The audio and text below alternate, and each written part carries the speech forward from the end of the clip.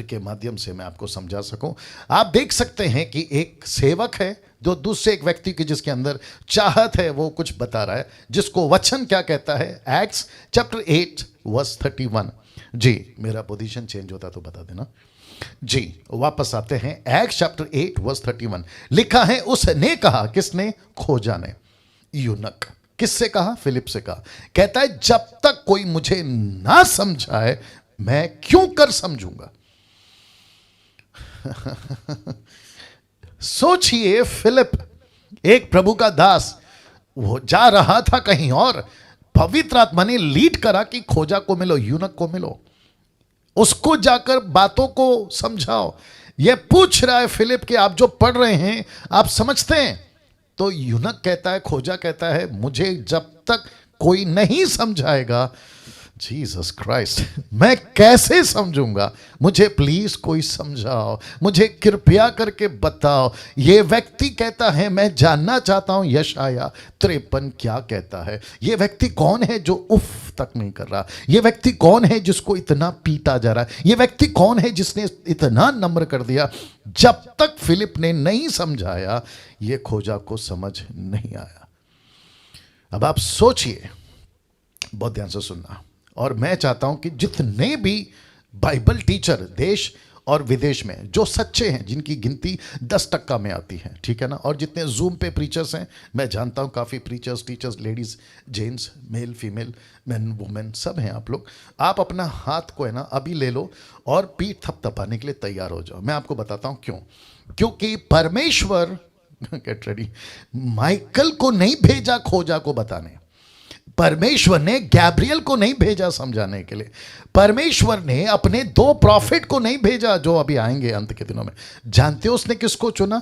मुझ जैसे तीसरी क्लास 3 बार फेल, 5वीं क्लास 3 बार फेल, आप जैसे जिनकी कोई सूरत, पर्सनालिटी, आवाज, नॉलेज, बाइबल का डिग्री XYZ नहीं है, फिलिप जैसे राह चलतों को वो इस्तेमाल करता है किसी को समझाने के लिए। अब आप सोच के देखिए क्या गजब का परमेश्वर है। कहता है कि मेरी बाइबल को किसी को जाकर समझाने के लिए मैं तुमको चुनता हूं।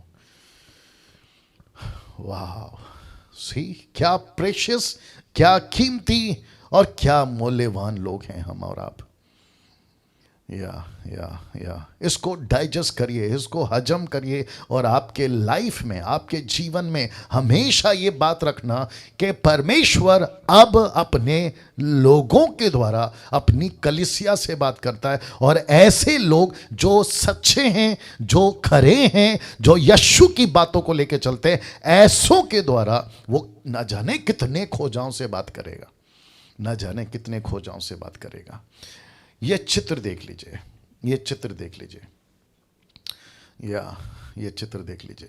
ये चित्र मैं पहले भी रख चुका हूं, लेकिन आप देख सकते हैं ये पौलुस है, ये तिमोती है और उसके फॉलोवर्स हैं। लिखा है पौलुस की तरह आपको किसी को साथ में रखना होगा। क्यों, मैं बता देता हूं। 1 तिमोती 5:17 जानते हो क्या लिखा है? लिखा है जो प्राचीन अच्छा प्रबंध करते हैं, विशेष करके वे जो वचन सुनाने और सिखाने में परिश्रम करते हैं। बहुत ध्यान से देखिएगा, लिखा है 2 गुने आदर के योग्य समझे जाएं। अब मुझे नहीं पता कि यूट्यूब वालों आपने इस वचन का कौन सा एंगल पकड़ा, लेकिन आज मैं आपको इसका एक अद्भुत एंगल देता हूं, एक अद्भुत कनेक्शन देता हूं। कनेक्शन क्या है पता है? मैं आप वापस आता हूं। देखिए, जब मैं इसकी बात कर रहा था ना, किसकी, खोजा की, तो ऊपर से परमेश्वर फिलिप को क्या कहता था पता है? फिलिप, ये व्यक्ति है ना जिसका नाम खोजा है, ये मेरे को बहुत पसंद है, लेकिन इसकी एक प्रॉब्लम है, ये पढ़ रहा है लेकिन समझ नहीं रहा। ये पढ़ रहा है लेकिन समझ नहीं रहा, क्या तू इसको समझा सकता है? तो फिलिप ने परमेश्वर की आज्ञा का पालन किया, बोला यस प्रभु, मैं इसको समझाऊंगा। आपको पता है परमेश्वर ने फिलिप को दुगना आदर कैसे दिया, और यही दुगना आदर वो आपको और मुझे देता है।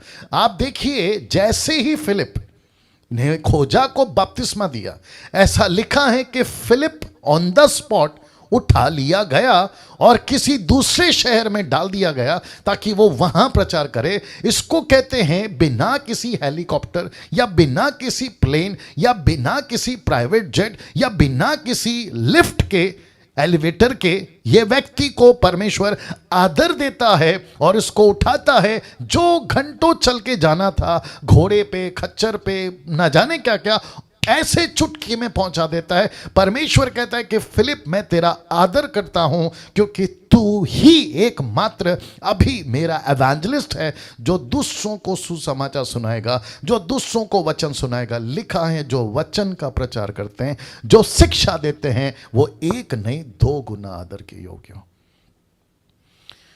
वाह।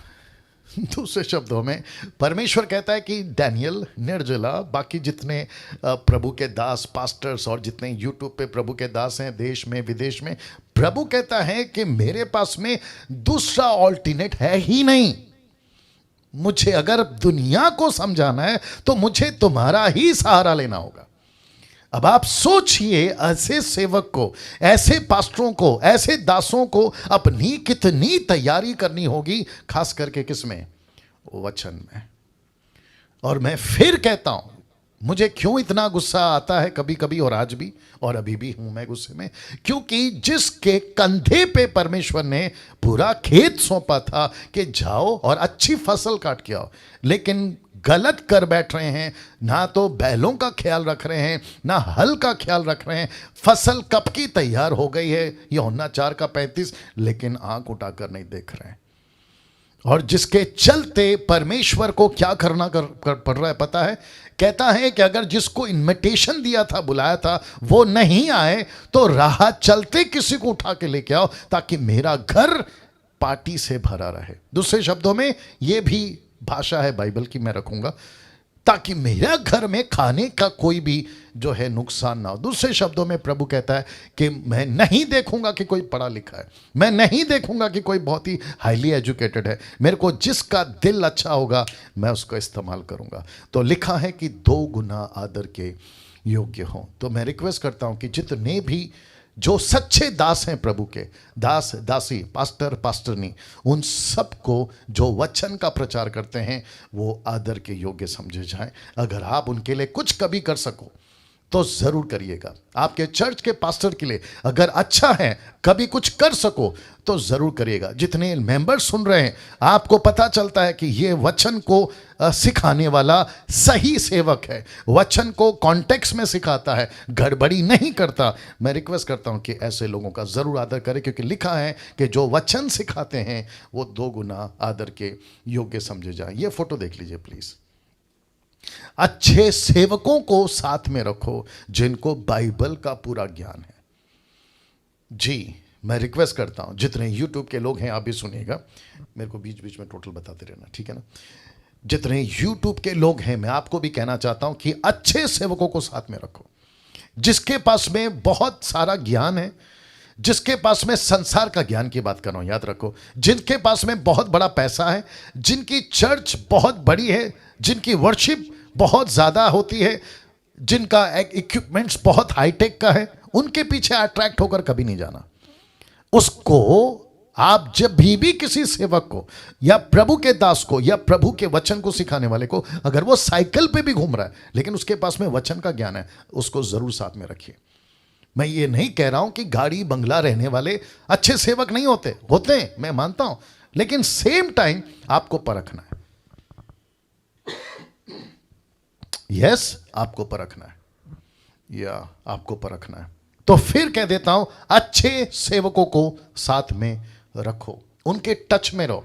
आपको कुछ भी नहीं समझता है, टक करके फोन करो ऐसे सेवकों को, पास्टर जी नहीं समझ में आ रहा, ब्रदर नहीं समझ में आ रहा, सिस्टर नहीं समझ में आ रहा, मैं क्या करूं, है ना? आप जिस किसी भी देश विदेश से हैं, आप तुरंत कॉल करना है, इसके पहले कि आप बाइबल को लेकर कंफ्यूजन में हैं। आप एक सेवक को पूछो। वापस से कहता हूं कि तिमोथी के पास में एक ऐसा लीडर था जिसको कहते हैं पौलुस।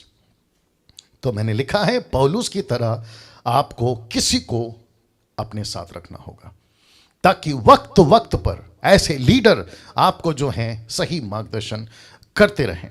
नाउ मैं समझता हूं कि ये वचन आप समझ गए हैं और जिसके चलते आपको एक अच्छे सेवक अपने साथ रखना बहुत जरूरी है। नाउ कई लोगों ने ठीक से पढ़ा नहीं किसको, वचन को, और ना ही ठीक से समझा और ठोकर खाई और पढ़ना बंद कर दिया और नए नए सिद्धांत बना दिए। वापस आता हूं, क्योंकि लीडर सही नहीं मिला, अच्छे अगुवे को नहीं रखा साथ में, जिसके चलते लोगों ने ठीक से नहीं पढ़ा, एक दूसरा, और ना ही ठीक से समझा, तीसरा ठोकर खाई, क्योंकि वचन ठोकर खिलाता है, मैं रखूंगा आज, ठोकर खाई, और जिसके चलते कुछ लोगों ने तो बाइबल को पढ़ना बंद कर दिया, लेकिन कई ऐसे हैं जिन्होंने नए नए सिद्धांत बना दिए। क्यों? क्योंकि पौलुस नहीं था ना उनके पास। जैसे हारून के पास में, कोई मदद कर दीजिए प्लीज, मूसा नहीं था। जैसे ही लोगों ने कहा कि हमारे लिए ईश्वर बना, हारून ने क्या किया? तुरंत, जिसको कहते हैं ना मूर्खता का काम किया, एक ऐसा वस्तु बना दिया जो कभी लिस्ट में आ ही नहीं सकता, जो परमेश्वर की तुलना में खड़ा हो ही नहीं सकता। लेकिन क्यों ऐसा भटक गया? क्योंकि उसके पास में जी एक सही मार्गदर्शक नहीं था। और आपको अभी मेरा जो शिफ्ट है, अभी गियर शिफ्ट होगा, आप ये फोटो देख लीजिए सबसे पहले। आपको पता है ये क्रूस आज पूरी दुनिया में क्यों फेमस है पता है? क्योंकि इसका जिक्र बाइबल में है। लिखा है, क्रूस के बारे में पढ़ा और पहनने का सिद्धांत बना दिया। तो जिसने फर्स्ट टाइम पढ़ा था ना, उसने गलती क्या करी पता है? उसने इस बाइबल की भाषा को नहीं समझा, इस बाइबल के इंटरप्रेट को नहीं समझा। उसने क्रूस के बारे में पढ़ा, एक टुकड़ा क्रूस, दैट्स इट, उसको उठा लिया और वहां से सिद्धांत बना दिया, जिसको इंग्लिश में कहते हैं डॉक्ट्रिन बना दिया। और आपको शायद नहीं पता है, यूट्यूब के लोगों, आपको शायद नहीं पता है, देश हो या विदेश हो, आज क्रूस पहनने की एक, क्या कहते हैं ना, फैशन सा हो गया, एक फैशन हो गया। हाथ में क्रूस, गले पे क्रूस, कभी लकड़ी का, कभी प्लास्टिक का, कभी सोने का, कभी चांदी का, और पहनते इतने रुबाब से हैं और कहते हैं कि देखो मैं ईसाई हूं। तो हिंदू, मुस्लिम और सिख, बुद्धिस्ट वो अपना पहनेंगे कि देखो हम मुस्लिम हैं, हम हिंदू हैं, हम बुद्धिस्ट हैं, हम सिख हैं, अलाना फलाना। तो क्रिश्चियन भी उसमें से एक आ गया, कहते हैं कि ओके तुम्हारा धर्म वो है, मेरा धर्म ये, तुम्हारा रिलीजन वो है, मेरा रिलीजन। लेकिन यीशु ने कभी, बहुत ध्यान से सुनिए, यीशु ने कभी क्रूस इस तरीके से इस्तेमाल करने के लिए नहीं दिया था। वाह, नहीं दिया था। मैं फिर कहता हूं कि क्रूस को, क्रिश्चियनिटी को रिप्रेजेंटिव करने का सिंबल नहीं बनाया था, चिन्ह नहीं बनाया था। यीशु ने क्रूस का सहारा इसीलिए लिया था क्योंकि उन दिनों में जो मुजरिम होते थे, जो कत्ल करते थे, जिनको सजा मिलती थी, सजाए मौत, उनको क्रूस पे चढ़ाया जाता था, जैसे आज फांसी पे या कहीं पे सीधा शूट आउट, गोली मार दो। उन दिनों में क्रूस पे चढ़ाते थे। लेकिन क्योंकि किसी के पास में पौलुस नहीं था, किसी के पास में लीडर नहीं था, किसी के पास में ऐसा वचन को सिखाने वाला नहीं था, तो उसने क्या किया? सच्चे सेवक को साथ में नहीं रखा और बाइबल के इंटरप्रेट को, बाइबल की भाषा को गलत तरीके से लेकर ठोकर खाई, पढ़ना बंद कर दिया, नए नए सिद्धांत बना दिए, और उसमें से यह है क्रूस। अब आप सोचिए, डीटी के लोगों, अब आप सोचिए कि ये सारी बातें आपको मैं क्यों सिखा रहा हूं? क्योंकि हमको 22वीं पीढ़ी को इन सभी चीजों से मुक्त करना है, अगली पीढ़ी को इन सभी से मुक्त करना है। और ऐसे किसी सिद्धांत को, ऐसे किसी डॉक्ट्रिन को जहां क्रूस पहनने की बात आती है, जहां कुछ विशेष कपड़ा पहनने की बात आती है, जहां पे किसी प्रकार का अलग दिखने की, मैं क्रिश्चियन हूं इसलिए मैं अलग कपड़ा पहना हूं, मैं क्रिश्चियन हूं इसलिए मैंने क्रूस पहना है, मैं क्रिश्चियन हूं इसलिए मैं हाथ में बाइबल रखता हूं, नहीं, हम बाहर से क्रिश्चियनिटी नहीं दिखाएंगे, बल्कि अपने कैरेक्टर से अपनी क्रिश्चियनिटी दिखाएंगे। वाह, सी या नाउ ये चित्र देख लीजिए पहले, क्योंकि बहुत जोरों से अदर कंट्रीज में, वेस्टर्न कंट्रीज में ये बहुत जोरों से चल रहा है आज भी। एक वक्त था जहां मूसा ने पीतल का सांप का सहारा लिया और लोगों से कहा कि इसको देखो तो तुम बच जाओगे। फोटो देख लीजिएगा। और ऐसे ही किसी सांप का जिक्र यीशु ने किया था मरकुस के 16 के 18 में कि तुम सांपों को उठा लोगे। तो बस इतना सा टुकड़ा, क्योंकि ये बाइबल की भाषा है, बस इतना सा टुकड़ा उठाया और इसको डॉक्ट्रिन बना दिया। जानते हो क्या कहते हैं? अगर तुम ट्रू क्रिश्चियन हो तो हाथ में सांप उठा के बताओ। अगर तुम ट्रू क्रिश्चियन हो तो टंग्स में बात करके बताओ। अगर तुम ट्रू क्रिश्चियन हो तो जहर पी के बताओ। आपको शायद नहीं पता, इसको कहते हैं महामूर्खता। महामूर्खता। ऐसा किसी चीज की प्रैक्टिस यीशु ने करने को नहीं कही। ऐसा किसी चीज की सिद्धांत यीशु ने नहीं बनाया, बल्कि यीशु ने कहा जो विश्वास करेगा उसमें इनबिल्ड समझते हैं, उसके अंदर ये बातें आ जाएगी कि वो जब सुसमाचार सुनाने जाएगा तो वो दुष्ट आत्माओं को निकालेगा, नई नई भाषाओं को बोलेगा, सांपों को उठा लेगा। मतलब कॉन्टेक्स्ट को समझना होगा। ब्लैक मैजिक, जादू टोना, नाशक वस्तु, ब्लैक मैजिक अगर खा जाए कुछ नहीं होगा। बीमारों पे हाथ रखेगा वो चंगा हो जाएगा। ये है इसका असली मतलब।